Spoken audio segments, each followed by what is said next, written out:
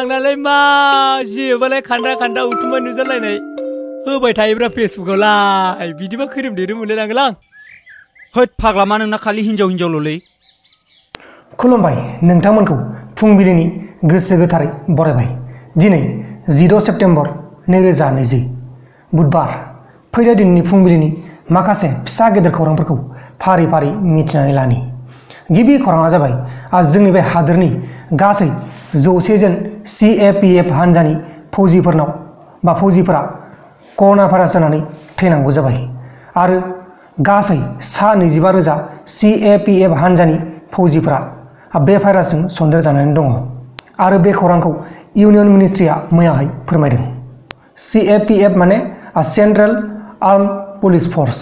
लोगोसे चेन्नाइ नोगोराव मैयाहाय सानसेयावनो 12 घन्टानि गेजेरावनो 2,50,000 रां कालेक्शन खालामनो हादों कर'ना भाइरासनि गाइडलाइन्सफोरखौ मेनटेन खालामनो थाखाय आरो बे रांखौ दा ग्रेटार चेन्नाइ कर्परेसन हान्जाया कालेक्ट खालामनानै मोननो हादों होननानै फोरमायनाय जादों। गुबुन फारसेथिं अरुणाचलनि चिफ मिनिस्टार पेमा खांडुनाव मैयाहाय कर'ना पजिटिभ मोननाय जादों आरो बे खौरांखौ जायबा चिफ मिनिस्टार बिथाङानो गावनि टुइटार एकाउन्टनि गेजेराव टुइट खालामनानै फोरमायदों। अब्ला दानिया फैदो गुबुन खौराङाव। गुबुन खौराङा जाबाय चाइना हादोरनि आर्मिफोरा अरुणाचल बर्डारनि खाथियाव गावसोरनि आर्मिफोरखौ दोनफैनाय जाबाय। अरुणाचलनिफ्राय 20 किल'मिटार गोजानाव चाइनिज आर्मिफोरा दोनफैनाय जादों होननानै आईटीआ फोरमायदों। आईटी माने इन्डिया टुडे।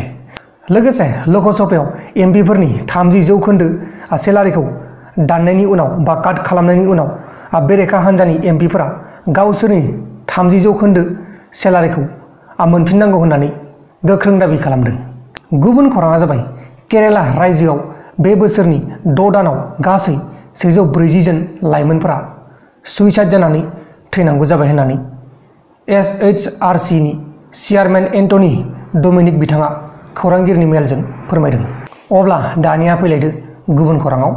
गुबुन खौराङा जाबाय कंगना रानौतनि गासै 2 कोटी रांनि प्रपार्टिखौ मुम्बाइ मिउनिसिपाल एजेन्सिया महाराष्ट्र सरकारा खहा खालामनानै होबाय। दा बेनि फारसे नायबिजिरनाया सोलिगासिनो दङ, नायबिजिरगासिनो दङ।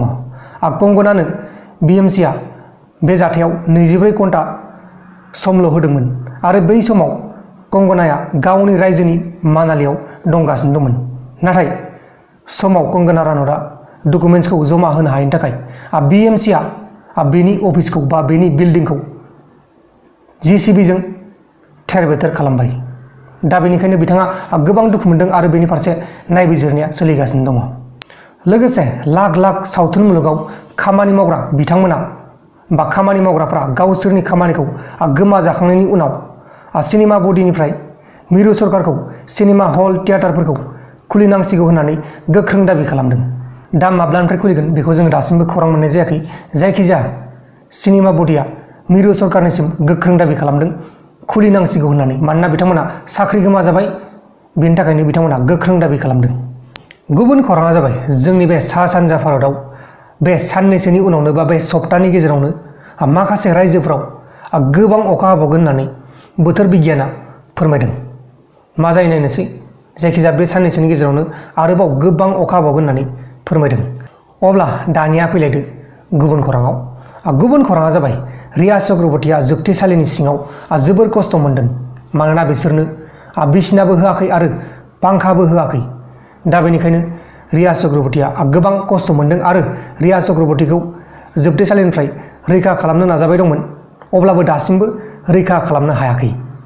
दानिया फैदो जोबथारनाय खौराङाव। जोबथारनाय खौराङानो जाहैबाय जोंनि जायगानि लाइमोन सेंग्रा आरो सिख्लाफोरा बर' सावथुन मुलुगखौ गोसो होनानै बानायगासिनो दङ। बर' सावथुन बिथांमोना गुगल बाबा टीमजों लोगो नांनानै बेखेवबाय गोदान इउटुब चेनेल आरो बै इउटुब चेनेलनि मुङानो जाहैबाय दावमासार फिल्म प्रडाक्शन। जेब्ला समजों आरो बोथोरजों गोरोबलायगोन अब्ला आंखौबो बिसोरनि दावमासार फिल्म प्रडाक्शन चेनेलाव नुनो मोननो हागौ। गाहायाव बिथांमोननि चेनेलनि लिंकआ दङ, नोंथांमोना नायनो गोसोब्ला नायनो हागोन। लोगोफोर, दिनैनि फुंबिलिनि रादाबफोरा बेखिनिल'मोन। जुदि नोंथांमोना आंनि बे भिडिअखौ मोजां मोनदों अब्ला भिडिअखौ शेयार खालाम गासैनोबो। आं जोबोर गोजोननाय मोनगोन आंनि गोसो गोरबोनिफ्राय। आरो नोंथांमोना बे गस्लाखौ सोंहरबाय दंमोन बे गस्लाया इउटुबनिफ्राय फ्रियाव मोननाय नामा होननानै इउटुबा माब्लाबाबो फ्रियाव गस्ला होआ बे गस्लाखौ आं हारसिंनो बायदों आंनि फैसाजों बायदों बे इउटुबनिफ्राय मोननाय गस्ला नङा नोंथांमोना जुदि बे गस्लाखौ बायनो गोसो दं अब्ला नोंथांमोना बायनो हागोन अनलाइनावनो बायनो हागोन बे गस्लाया आंना एसे गेदेरद्राय जादों आं एफाग्राब गेदेर बिहराखैमोन बेनि गस्लानि बेसेनानो जाहैबाय 451 रां बेखौ आं अनलाइन बिहरदों आरो दा आं गानगासिनो दङ नोंथांमोना बे गस्लाखौ मोजां नुदों होननानै बुंहरदों दा बेनिखायनो आङो दिनैनिफ्राय बे गस्लाखौनो गानबाय थासिगोन बाय बाय अरगें आं नोंखौ नुजेननायनिफ्रायनो आंनि गोसोआ अराय नोंखौल' हास्थायग्रा जाबाय मानोबा नोंनिल' खोथा सानग्रा जाबाय आं नोंखौ मोजां मोनबाय आं नोंनि सेराव अराय थानो हास्थायो होमबा माखौ डिलिट खालामबाय थाखो अरगें बेनो गोल्डेन चान्स प्रप'ज होगोन डाइरेक्ट है नोंनियाबाथाय खालि हिन्जाव हिन्जावल' थोद नङा माथो सिख्ला सासेया सेंग्रा सासेखौ ओरैनो नंगौ नामा बुजियालै नोंसोरो बेनिखायनोथ' दाबो नोंसोर सिंगेल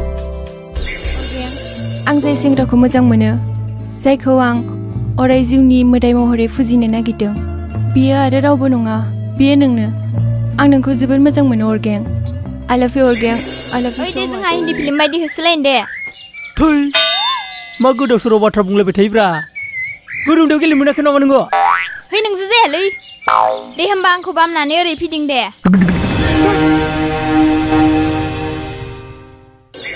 मोनफैबाय जुमै देलाय बुंलाय मा बाथ्रामोन अरगें नों आंखौ गाज्रि दामोन बुंलाय मा गाज्रि मोनलायनाय बाथ्रा बियो अरगें नों आंखौ बावगारदो आं गुबुननि जाबाय मा ओइ नों आंखौ थगायदोंसो ना